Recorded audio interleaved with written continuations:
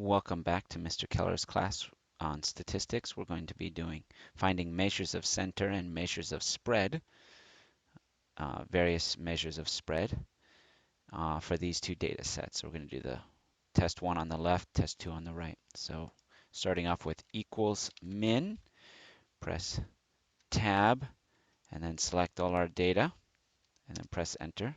And then equals max, press tab, and select all our data. And then if we come down here to mean, remember we got to type in equals average.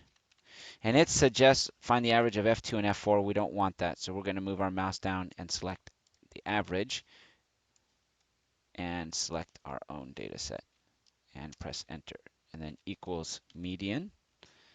And again, it suggests a data range. We're going to select our own and press enter. And then equals mode. And we want mult in case there's multiple modes. And we're just going to select all these here. Okay, so see, we came up with 2 here. All right, so now we're going to do range. And remember, the range is the max minus the min. So type equals, and then click on the cell with the max value, and then type a minus sign, and then the min. See, F3 minus F2, max minus min, and enter. And for the interquartile range, of course, we have to know what Q3 and Q1 are. So we can either type those in right here in our equation and it'll find them on its own, which we can do, equals quartile tab, and select our data here, and then comma 3, and then end parentheses, minus, and we can type another one, quartile. So you see we can do multiple functions in here, quartile, and again select the data set, and we want to find the first quartile, then end parentheses and press enter. Okay, so that's the interquartile range, and I didn't have to do Q3 and Q1 separately. I did it all in one cell. You can see it right here if you want to pause it and take a look at that. Okay, standard deviation for the population equals ST. Now, we got a standard deviation, and then we've got 2 options, P and S. P stands for population. We're going to do that one here. And then again, select all your data and press enter. Notice it gives us a really long decimal. We can round that down. Generally, the standard deviation rounds to 1 more decimal than the mean. And then we'll do standard deviation sample, STD, EV. Go down and select S. And then select your data set here and press enter. Notice the standard deviation sample is slightly larger, again, because you're dividing by n minus 1. So a little bit smaller number you're dividing by. So that's why it's larger. Okay, used more in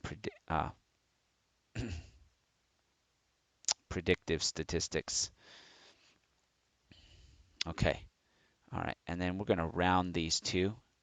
So if we go, let's see, right here, we want to decrease the decimal places. We're going to decrease it down to 2 decimal places, 1 more than the mean.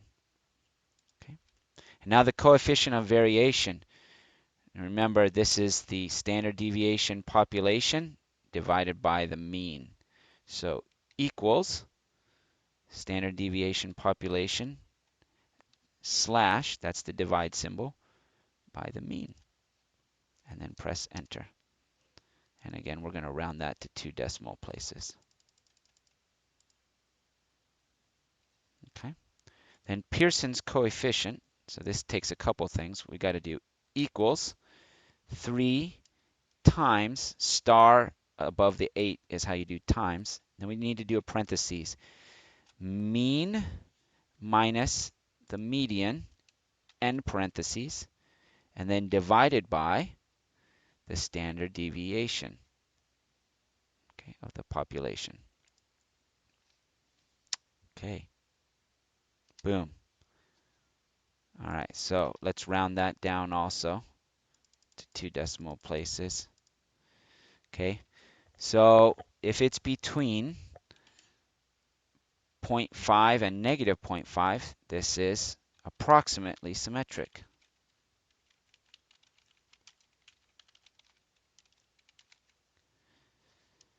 Okay, and we'll right align this so we can see everything there. And then of course we need to make a histogram. Okay. Okay, so we came back, we made our test one histogram here with our chart and 5 bins, 1, 2, 3, 4, 5. And we did all our calculations for our second set of data. Notice our Pearson's coefficient for the second set of data is less than -1. So this is moderately skewed. Or sorry, significantly skewed. Significantly skewed. Okay. And then let's get our histogram in here for this data. Select it all, including the title, insert chart, and it detects we want a histogram, and we're going to use row 1 as the headers here.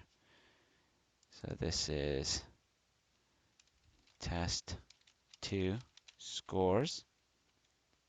Down here, scores. Okay, it's got 1, 2, 3, 4, 5 bins. Okay, and you can tell let's significantly skewed left.